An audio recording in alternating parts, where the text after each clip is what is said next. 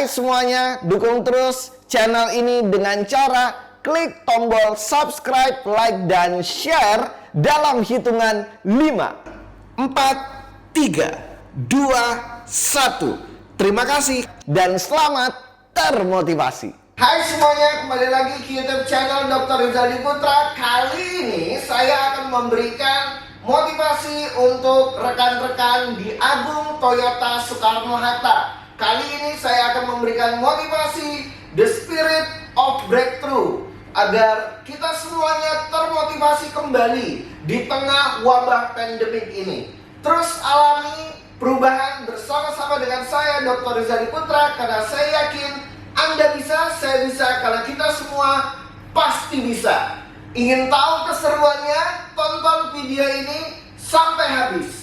Selamat pagi. Wah, luar biasa. Ya, nah, puji syukur kita aturkan kepada Tuhan Yang Maha Kuasa. Pagi ini telah selalu memberikan rahmat dan hidayah kepada kita semua. Dan pagi ini kita ucapkan selamat datang dan terima kasih kepada Bapak Dr. Rizaldi Putra. Terima kasih Bapak yang telah bersedia hadir bersama kami di meeting gabungan setiap hari Senin pagi.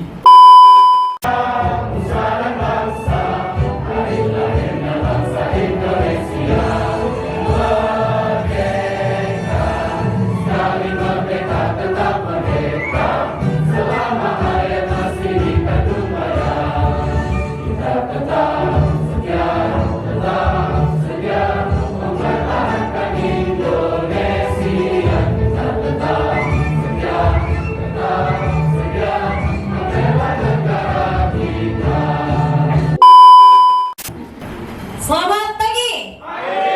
Assalamualaikum warahmatullahi wabarakatuh. Dan salam sejahtera buat kita semua. Semoga selalu diberi kesehatan dan kebahagiaan di pagi ini. Dan selamat datang Bapak Dr. Rizaldi Putra yang saat ini mau meluangkan waktunya buat kita semua di sini. Apa kabar semuanya? Luar biasa. Belum semangat? Apa kabar semuanya? Luar biasa. Luar biasa. Luar biasa. Kasih tepuk tangan buat Anda semuanya. Oke, sebelum kita mulai, saya pengen Anda taruh tangan kanan Anda di dada Anda sebelah kiri. Ya, masnya jangan taruh di dada temannya, mas. Walaupun sama-sama laki-laki nggak boleh. Ini dada masing-masing ya. Maksudnya kenapa? Saya pengen kita semuanya mengambil komitmen untuk menjadi orang yang di atas rata-rata, untuk menjadi orang yang extraordinary. Karena hidup hanya sekali, betul? Saya nggak pernah lihat orang hidupnya 2, 3, 4, 5 kali, terus repeat lagi, di rewind lagi, terus ulang lagi. Saya nggak pernah lihat.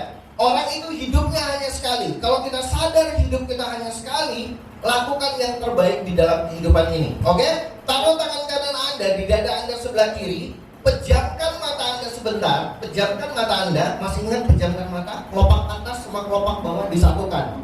Siapa tahu lupa, saya ingetin. Yang biasanya kalau di seminar itu suka lupa. Biasanya kalau saya bilang satukan kelopak atas sama kelopak bawah itu suka ngeliat ke saya. Makanya saya ingetin, satukan kelopak mata atas sama kelopak mata bawah. Pejamkan mata Anda sejenak. Tundukkan kepala Anda. Tundukkan kepala Anda sejenak. Serta ulangi kata-kata saya. Mulai hari ini. Lebih kencang lagi. Mulai hari ini. Kami akan memastikan. Kami akan melakukan pencapaian di atas rata-rata. Apapun tugas kami, seberat apapun kondisi kami, kami tetap akan melakukan yang terbaik. Kami tetap akan memberikan yang terbaik demi keluarga kami, demi perusahaan kami, demi masa depan kami, demi masa depan yang lebih baik dari hari ini. Oke, silakan buka matanya, kasih tepuk tangan buat Anda semuanya. Luar biasa. Ini karena pada duduk, saya juga ikutan duduk. Nanti saya berdiri terus, nanti malah ini ya, biar ngimbangin sama yang lain. Oke, di dalam kehidupan saya, moto kehidupan saya itu simpel sekali. If you can change the way you think, you can change your life. Kalau Anda mampu mengubah pola pikir Anda, maka Anda akan mampu mengubah kehidupan Anda secara keseluruhan. Pola pikir adalah sesuatu yang sangat penting sekali. Tadi saya baru cerita sama Mbak Vera, saya waktu bekerja di Singapura Telekomunikasi, itu saya diberikan waktu hitungannya menit. Jadi kita disiplin, waktu itu kita untuk melayani customer, itu kita diberikan waktunya itu hitungan menit.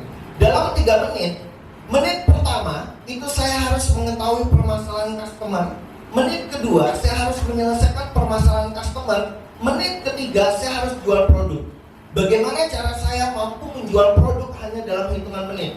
Kenapa saya di Singapura Telekomunikasi selalu mendapatkan penghargaan, rewards langsung dari CEO? Itu karena saya memang mampu menjual produk hanya dalam hitungan menit. Bahkan ketika saya sudah terbiasa menjual produk dalam hitungan menit, saya mampu menjual produk, 2 produk atau 3 maksimal dalam hitungan 1 menit ketika di Singapura Telekomunikasi. Kalau kita lihat, kalau secara akal sehat kita, jual produk 1 menit mungkin nggak? Sulit sekali. Kalau misalnya mindset kita menganggap itu sulit.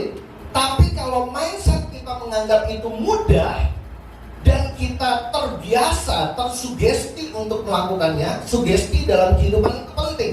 Ketika kita tersugesti, di-push adrenalin kita untuk menjual produk dalam 1 menit, ketika kita melakukan pertama kali, itu kita happy-nya minta ampun. Terus kita jadiin itu habit, lama-lama itu menjadi hal yang udah biasa. Setelah itu menjadi biasa, akhirnya kita tingkatkan volume-nya, dan akhirnya menjual dalam hitungan cepat itu akan menjadi sesuatu yang bisa dikatakan ya bukan nambah rukun Islam Mbak Vera, tapi wajib gitu loh dalam kehidupan kita. Karena saya mengawali karir di Singapura Telekomunikasi itu dari call center awalnya. Dari call center. Jadi saya itu dinilai penjualan. Dan itu kita ada monitoring. Orang yang akan ngecek berapa produk yang kita jual. Karena itu ada software-nya, jadi nggak bisa nipu. Ada software-nya, semuanya ke-detect. Jadi berapa produk yang mampu saya jual dalam hitungan 1 menit. Nah, ketika saya pertama kali diberikan target, itu saya merasa itu sangat sulit sekali. Tanpa disangka berjalannya waktu, ketika saya mampu achieve the target, akhirnya saya menjadi trainer. Malah saya melatih orang untuk bisa jualan dalam hitungan 1 menit. Jadi mindset itu penting sekali, pola pikir itu penting sekali. Nah, kalau pola pikir kita sudah benar, akhirnya nanti kita akan terbiasa, akan jadi habit. Kalau nggak jualan, kita itu seperti kayak ada yang kurang dalam hidup kita. Kita ini semuanya jualan, benar nggak? Benar loh, kita ini semuanya jualan, termasuk diri ya, dalam konteks yang positif. Kita kan juga menjual branding kita, benar nggak? Kita juga menjual diri kita, menjual branding kita, apa pelayanan yang bisa kita berikan selain produk. Nah, kalau kita, bagaimana cara kita menjual produk kalau kita nggak mampu menjual diri kita sendiri, benar nggak? Kita kan tiap pagi ya, kita tiap pagi itu kan melayakkan diri. Saya selalu berkata kepada peserta seminar saya, jadilah, ini bukan endorse ya, jadilah orang yang CDR. CDR itu maksudnya C-nya itu kreatif. C-nya itu apa? Kreatif. Orang yang kreatif itu adalah orang yang seperti apa? Orang yang kreatif adalah orang yang memiliki inisiatif. Nggak enak banget kalau kita itu harus di-push terus baru mau jualan, benar nggak? Harus ada inisiatif. Ini masa depannya siapa? Masa depannya kita, betul? Bukan masa depan pimpinan kita. Mereka udah lewatin itu masanya. Pasti Mbak Vera dulu awalnya dari sales juga ya. Mbak Vera udah lewatin itu. Nah, kita yang harus mengambil inisiatif. Kita harus mampu kreatif di dalam kehidupan ini. Banyak cara. Kita sekarang melakukan penjualan itu udah enak banget, udah ada WA, benar gak? Ya, saya pengen cerita sedikit. Pasti udah pada kenal dengan yang namanya jujuran. Udah kenal? Jujuran udah kenal dong ya? Masa gak kenal? Jujuran itu dapat penghargaan Guinness of Book Record di dalam melakukan penjualan mobil ya. Jujuran itu luar biasa. Jujuran itu yang saya nilai adalah orang yang sangat kreatif. Pada masanya dia pernah, ini sebuah cerita yang sangat menarik sekali ya. Kalau yang bagi udah tahu kisahnya mungkin ya bagus, tapi kalau yang belum tahu saya ceritain. Pernah dengar nggak kisahnya Jujuran jualan mobil di lapangan sepak bola? Pernah dengar? Belum? Oke. Jujuran ya pergi untuk menonton pertandingan sepak bola itu hanya sebuah strategi untuk melakukan penjualan. Jadi waktu itu Jujuran datang ke sebuah event ya, pertandingan sepak bola. Jujuran waktu itu berada di tempat gawang yang pasti akan golnya paling banyak. Jadi Jujuran itu sebenarnya nggak suka bola, jadi dia datang itu hanya khusus untuk dia melakukan strategi di dalam penjualan. Jujuran waktu itu masuk ke stadion olahraga, itu dia sengaja duduk di bagian gawang yang tempat yang paling banyak akan cetak gol. Karena menurut Jujuran, kalau orang sedang happy, itu apapun yang kita request mereka akan ngikutin. Nah, waktu itu Jujuran di bagian gawang. Nah, ketika lawannya itu akan ngegolkan ke gawang ini, itu biasanya kan ketika gol itu orang happy-nya minta ampun, betul? Betul? Orang happy-nya minta ampun. Nah, ketika orang happy, gol. Nah, Jujuran itu mengambil tumpukan kartu nama, itu dia lempar ke atas seperti ini. Dia lempar dan sebagian orang itu dapat kartu namanya dia dapat gini. Dibaca gitu, kalau Anda butuh mobil silakan hubungi saya. Dia taruh nama Jujuran, terus dia taruh nomor teleponnya. Nah itu orang simpen masuk ke dalam saku. Nah orang biasanya Jujuran itu paling mengerti psikologinya manusia. Orang kalau lagi happy itu adrenalinnya terpicu untuk melakukan sesuatu. Dan masuklah instruksi dari Jujuran, jika Anda perlu mobil silakan hubungi saya. Orang itu masukin ke sakunya. Selain dari itu apa yang dilakukan Jujuran? Jujuran itu luar biasa sekali. Dia mengirimkan kartu ucapan kepada setiap customernya, kepada setiap loyal customernya setiap bulan. Kalau zaman sekarang kan, zaman dulu kan susah ya ngirim message ya. Kalau sekarang kan udah bisa pakai WA. Kalau zaman dulu itu kartu ucapan pakai pos. Bulan pertama Jujuran mengirim, "Hi dear my value customer, Happy New Year." Dia ucapin selamat tahun baru.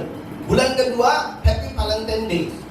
Terkadang kata Jujuran, dia juga bingung menuliskan kartu ucapan apa lagi yang pengen dia tuliskan kepada customernya. Sampai pada titik dia menamakan sebuah kartu ucapan itu benar-benar dia bingung, akhirnya dia desain seperti ini. Dia tulis seperti ini. "Dear my valued customer, I have no reason to send you a card," katanya. Terkadang dia sampai bingung, ini ucapan apa lagi nih yang pengen saya kirimkan kepada customer saya. "I don't have any reason to send you a card, but I simply want to send you a card because you are very special to me." Bayangkan, dia sangat menghargai customernya. Dia bingung waktu itu mau ngirim ini kartu nih, ucapan apa lagi nih.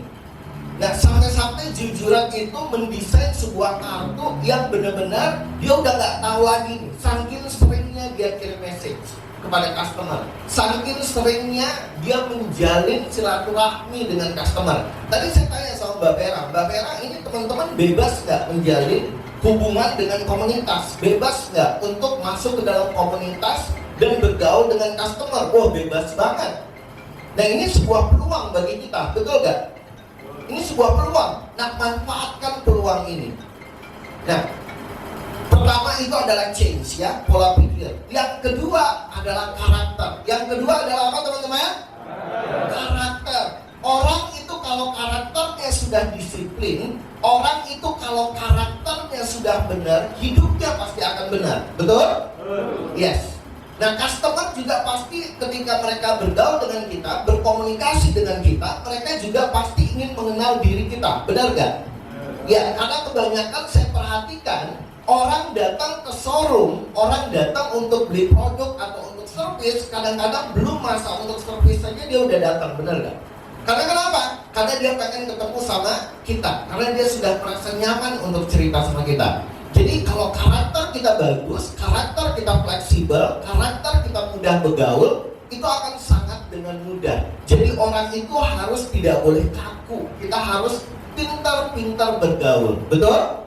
Manusia itu harus pintar bergaul. Coba perhatikan deh, evaluasi diri kita setiap hari. Seperti apa pergaulan kita? Apakah hari ini kita sudah menambah teman atau ngurangin teman? Apakah kita hari ini udah nambah komunitas atau berkurang komunitas kita malah? Coba dievaluasi. Karena manusia itu harus mampu mengevaluasi dirinya secara terus-menerus. Nggak ada manusia yang sempurna dalam hidupnya, termasuk saya.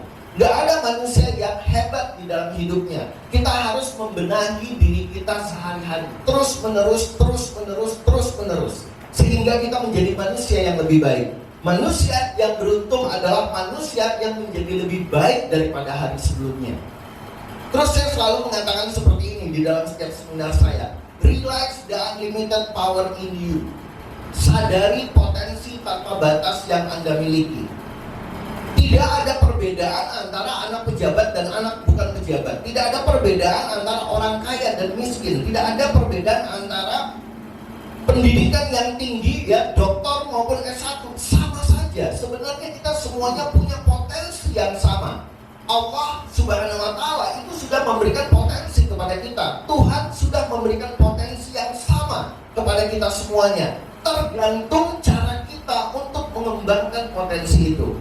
Nah, di dalam kehidupan manusia, semua dari kita ini punya potensi yang sama. Cuman perbedaannya, ada orang yang belum sadar, ada orang yang sudah sadar. Ada orang yang belum sadar, itu kerjaannya akan ngeluh terus. Betul? Waduh, nggak ada pulsa. Waduh, ini kayaknya begini ya. Waduh, ini kok supervisor saya kayaknya nggak enak banget orangnya ya. Waduh, supervisor saya ini ternyata wasting time. Hidup hanya sekali. Lakukan yang terbaik untuk diri Anda dulu. Nggak usah pikirin orang lain dulu. Anda datang ke sini, dulunya bawa orang lain nggak? Nggak, benar nggak? Benar ya? Kita kan datang ke sini sendiri-sendiri nih, bawa badan masing-masing. Sampai di sini kita harus tetap profesional, ngurusin diri kita, target kita achieve dulu. Karena being professional itu sangatlah tinggi nilainya. Di dalam sebuah perusahaan, katakan kepada diri kita bahwa no personal issue. Jangan pernah ada personal issue di dalam sebuah perusahaan, karena itu akan menurunkan nilai kita sebagai employee. Be professional. Be professional maksudnya apa? Be professional, evaluasi diri kita. Kita sudah achieve target belum? Kita sebagai karyawan sudah memberikan apa untuk perusahaan? Terkadang kita kebanyakan nuntut daripada kita memberikan sesuatu kepada perusahaan. Betul? Kita kebanyakan nuntutnya nih. Kadang-kadang kita terlalu banyak nuntut sehingga kita lupa kewajiban kita. Kita berikan kewajiban kita berikan yang terbaik. Saya yakin perusahaan juga akan takut kehilangan kita. Saya ketika menjadi karyawan yang terbaik setiap bulannya, itu sorry to say, waktu saya menjadi employee, waktu saya menjadi karyawan biasa, itu manajer saya setiap mau mengambil keputusan pasti manggil saya. Saya masih ingat banget nama manajer saya di Singapura Telekomunikasi itu Muhammad Irfan Gunawan. Dia itu kalau misalnya mau mengambil keputusan pasti akan manggil saya dulu.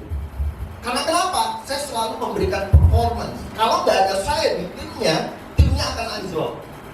Kalau kita bisa melakukan itu, maka kita akan diperhitungkan oleh perusahaan. Sampai-sampai manajer saya itu mengatakan seperti ini sama saya. Kak Rizaldi katanya, kita itu punya ribuan employee. Katanya kalau ada 10 orang aja kayak kamu, ini perusahaan akan berkembang pesat. Saya waktu itu masih staff loh. Saya waktu itu masih karyawan yang paling basic gitu. Manajer saya sampai bisa ngomong kayak begitu. Padahal saya foreigner, saya orang Indonesia, saya merantau, saya tidak punya saudara di sana. Saya harus cari uang untuk meneruskan pembelajaran saya. Ini saya cerita sedikit ya. Saya di Malaysia itu mengawali karir dari tukang sapu hotel orang Arab. Ini mungkin bertolak belakang. Tadi kan kalau sama Mbak Vera anak wali kota ya. Bapak saya waktu itu asisten gubernur di Provinsi Riau. Saya menjadi tukang sapu hotelnya orang Arab di Bukit Bintang. Pertama kali saya masuk ke Malaysia. Saya berikan yang terbaik. Waktu itu sorry to say, malah ini kalau bisa jangan ditiru ya. Karena waktu itu visa saya itu student sebetulnya. Jadi pemilik hotel itu waktu dia ngecek visa saya, Pak Rizaldi katanya, ini visa kamu ini student. Ya Pak, cuman saya kan harus bertahan hidup saya kira. Ya udah, kalau gitu ini kalau lewat orang imigrasi, dilihatnya bahwa visa kamu visa student, kamu bukan pekerja, saya bilang saya nggak kenal sama kamu, saya suruh kamu diangkat dulu. Ya udah nggak apa-apa, yang penting saya dapat kerja. Saya pelan-pelan tuh ngintip karir saya. Karena kebanyakan kan orang taunya Dr. Rizaldi Putra itu direktur untuk 3 area negara, itu kan hasil akhirnya. Tenaga ahli Perdana Menteri itu kan hasil akhirnya. Motivator gitu ya di Kuala Lumpur dan di Singapura itu kan hasil akhirnya. Semua itu ada prosesnya. Semua ada prosesnya. Saya baru pelan-pelan setelah jadi tukang sapu, saya naik menjadi kerja di restoran. Itu bagi saya waktu itu naik. Karena saya dapat makanan gratis setiap hari. Jam 12 malam itu kan makanan itu pasti dibuang kalau SOP itu. Jam 12 malam, tapi makanannya masih layak makan. Nah itu jam 12 malam itu saya akan diberikan kayak Tupperware plastik, bukan Tupperware sih. Itu Tupperware itu kan merek sebetulnya. Kayak dari plastik gitu, tempat makanan, nah itu yang saya tampung, nah itulah makan saya. Saya untuk bertahan hidup itu dari sana. Terus habis itu saya baru masuk ke Saikom Sendirian Berhad, panjang kalau saya mau ceritakan ya. Pelan-pelan saya baru masuk ke sebagai karyawan, terus pelan-pelan saya naik sampai trainer, terus saya naik sampai manajer, akhirnya saya menjadi direktur, masuk ke level direksi. Semua itu ada prosesnya. Kenapa kita bisa melalui semua proses itu? Karena kita selalu menjadi yang terbaik. Paling enak menjadi yang terbaik. Di bidang edukasi, saya mahasiswa terbodoh Mbak Vera waktu S2. Ini Mbak Vera ini mahasiswi saya. Beliau ini mahasiswi saya di kampus. Bimbingan tesisnya juga sama saya ini. Saya itu mahasiswa terbodoh Mbak Bella. Nggak apa-apa, ini saya buka-bukaan depan mahasiswi saya. Saya mahasiswa terbodoh ketika di program S2. Saya mahasiswa terbodoh, tapi saya selalu merendahkan hati saya untuk cari dosen saya. Saya terus mencari dosen saya. Itu dosen saya dulu itu killer banget Mbak Bella. Kita itu nggak diberikan kesempatan ramah tamah, itu nggak ada. Itu langsung formula kuantitatif, kita langsung dikasih studi kasus, dan akhirnya kita itu memang dipres untuk mampu menyelesaikan studi kasus dalam waktu cepat. Nah, karena saya sadar saya adalah mahasiswa yang paling bodoh waktu itu, akhirnya saya selalu mencari dosen saya dan belajar dari dosen saya. Tahun 2010 saya dikenal sebagai mahasiswa terbaik. Jadi tidak ada yang terlambat. Tidak ada yang terlambat di dalam hidup. Dan tidak ada orang yang perfect di dalam kehidupannya. Semua orang pasti pernah mengalami yang namanya jatuh bangun. Kalau kita menikmati jatuh bangun di dalam kehidupan, percaya kata saya, hidup ini akan menjadi nikmat. Tapi kalau kita tidak menikmati jatuh bangun di dalam hidup, dan kita menjadikannya sebagai alasan bagi kita untuk gagal, maka kita akan menjadi manusia yang gagal. Ada dua perbedaan antara orang sukses dan orang gagal. Orang sukses paling pintar mencari alasan untuk sukses. Betul? Orang sukses, dia lihat orang tuanya belum naik haji, dia cita-cita pengen umrohin orang tuanya dulu deh. Orang sukses, dia lihat anaknya sekolahnya masih biasa-biasa, dia punya cita-cita, dia set targetnya untuk menyekolahkan anaknya sampai ke luar negeri. Itu orang sukses. Tapi orang gagal selalu mencari-cari alasan untuk gagal, sehingga kegagalannya dibenarkan oleh orang lain. Contoh, orang gagal achieve the target. Dia lihat supervisornya ini mungkin karakternya kurang benar. Terus dia bilang, ya wajar lah kita supervisornya juga kayak begini orangnya. Wajar kalau saya gagal karena dari perusahaan seperti ini. Akhirnya dia mencari-cari alasan untuk membenarkan kegagalannya. Dimanapun dia ditempatkan, dia pasti akan gagal. Karena kenapa? Tidak ada tempat yang sempurna di dunia ini. Betul? Tidak ada tempat yang sempurna. Mana ada tempat yang sempurna di dunia ini? Gak ada. Ada gak bos yang sempurna di dunia ini? Gak ada.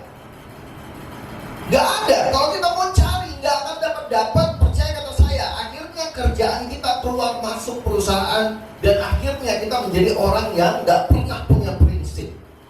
Dimanapun kita ditempatkan sebenarnya tergantung kita. Apakah kita akan berubah karena tempat itu, atau kita yang mengubah tempat itu. Waktu saya menjadi karyawan, ini saking karena saya memberikan performa yang terbaik, itu saking manajer saya segernya sama saya, itu luar biasa. Kalau misalnya kita ini mau briefing, Manajer saya waktu itu orang India, dia memang suka marah-marah kalau nggak achieve the target. Itu dia panggil semua karyawan ngumpul di dalam ruangan. Saking dia nggak enaknya sama saya, dia mau marah, itu dia akan cari saya dulu. Nama saya waktu itu di sana Putra. Kita punya floor name ya, di kantor kita punya floor name. Saya waktu itu dipanggil Putra, Prince from Indonesia, mereka. Ya, where is Putra? Dia akan cari saya. Where is Putra? Oh, there is. Oh, call him for me. Please let him know that he can sit over here. Terus saya diminta untuk duduk di belakangnya dia.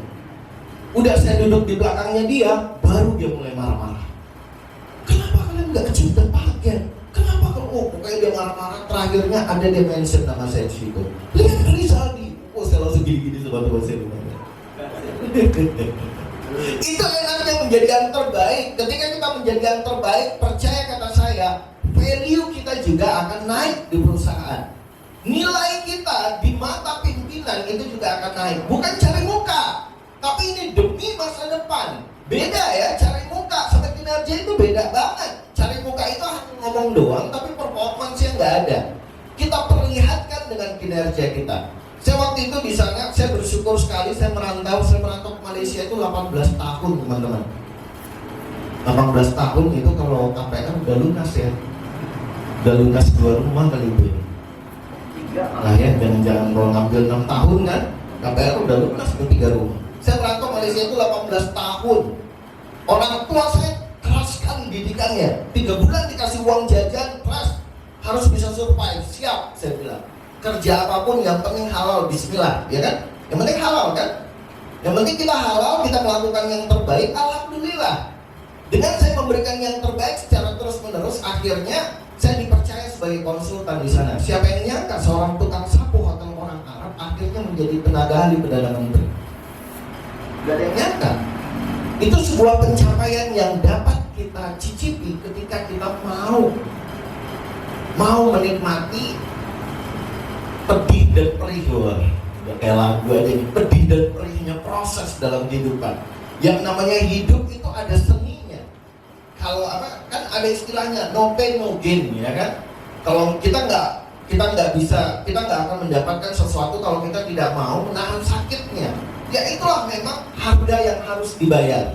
Sakit saya dulu ini berbicara masalah karakter ya Mbak Vera ya. Ini waktu saya sampai jam berapa Mbak Vera? Nanti nggak sadar saya. Gak apa-apa ya. Oke. Saking saya itu takutnya telat karena saya punya banyak job. Saya kerja di perusahaan iya, punya bisnis kuliner iya. Saya punya bisnis kuliner itu 2 cabang. Terus saya juga kerja kantoran, saya juga mahasiswa. Itu tidur saya per hari itu kadang-kadang hanya 2 jam. Saking saya takut telat nggak masuk kantor, kadang-kadang saya tidur di parkiran apartemen saya agar security nanti bangunin.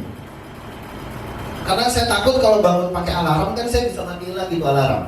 Tapi kalau security saya titipin pesan.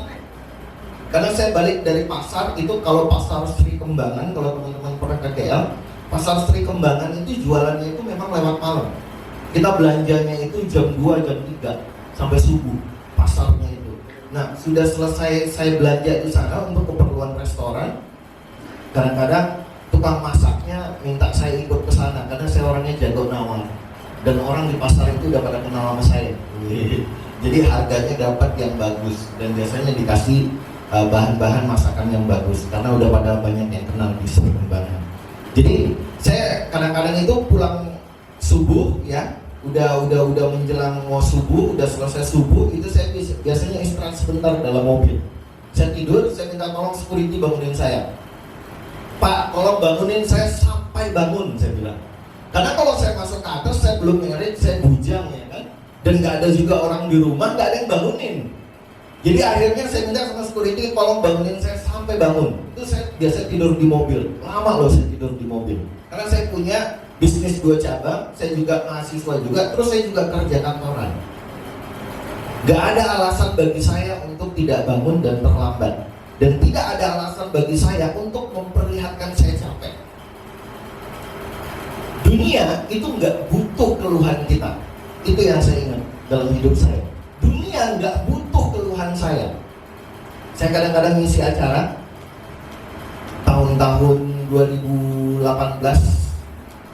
2017-2018 itu saya ngisi acara memang padat. Kadang-kadang saya ketemu sama anak saya aja padahal satu kota kita di Pekanbaru. Kadang-kadang 2 minggu itu saya ketemunya malah di hotel tempat saya ngisi acara. Itu di Pekanbaru, satu kota itu padahal. Itu saking sibuknya ngisi acara kesana kemari. Itu ada pada saat itu saya sakit. Itu saya memang nggak enak badan. Tapi saya terusin karena waktu itu kita ngisi acara di Pemprov, terus habis itu ngisi acara di BUMN. Di Pemprov waktu itu berhari karena mereka sampai ada event malamnya. Terus saya juga harus bagi-bagi hadiah, mereka ada acara pisah sambut dan sebagainya. Habis itu besoknya langsung ngisi acara untuk hotel, baru stop jam 11.30 di sini. Jam 1 lagi harus naik panggung di kota. Jadi kita ngadakan acara di La Bursa, habis itu langsung ke Jatra Hotel. Langsung Jatra Hotel, langsung masuk ke belakang panggung, langsung naik lagi. Jadi waktu itu saya sakit banyaknya acara, waktu itu saya kurang enak badan. Tapi yang saya waktu itu tanyakan kembali kepada diri saya, kira-kira kalau saya bilang sama peserta, sorry ya bro dan sis, badan saya lagi kurang enak. Enak nggak kira-kira? Dan mereka juga nggak, ekspektasi mereka nggak seperti itu. Melihat motivator itu kan mereka pengennya motivator itu semangat, memberikan semangat. Mereka nggak mau tahu motivator itu punya masalah hidup juga nggak mau tahu. Betul? Pandemik nggak pandemik, kita tetap harus survive. Kita tetap harus jualan. Pertanyaannya how? Pertanyaannya bagaimana? Nah, Anda bikin strategi Anda masing-masing. Karena semua orang pasti punya strength-nya masing-masing. Ya. Jadi mungkin itu dari saya Mbak Vera pagi ini. Terima kasih. Saya tutup dengan mengucapkan hamdalah, alhamdulillahirabbil alamin, wabillahi taufik wal hidayah. Wassalamualaikum warahmatullahi wabarakatuh. Saya pengen coba yel-yelnya dulu sebelum kita selesai, boleh ya? Apa kabar semuanya? Luar biasa. Apa kabar semuanya? Luar biasa. Luar biasa. Luar biasa. Mantap sekali. Wabillahi taufiq wal hidayah. Wassalamualaikum warahmatullahi wabarakatuh. Saya kembalikan ke moderator.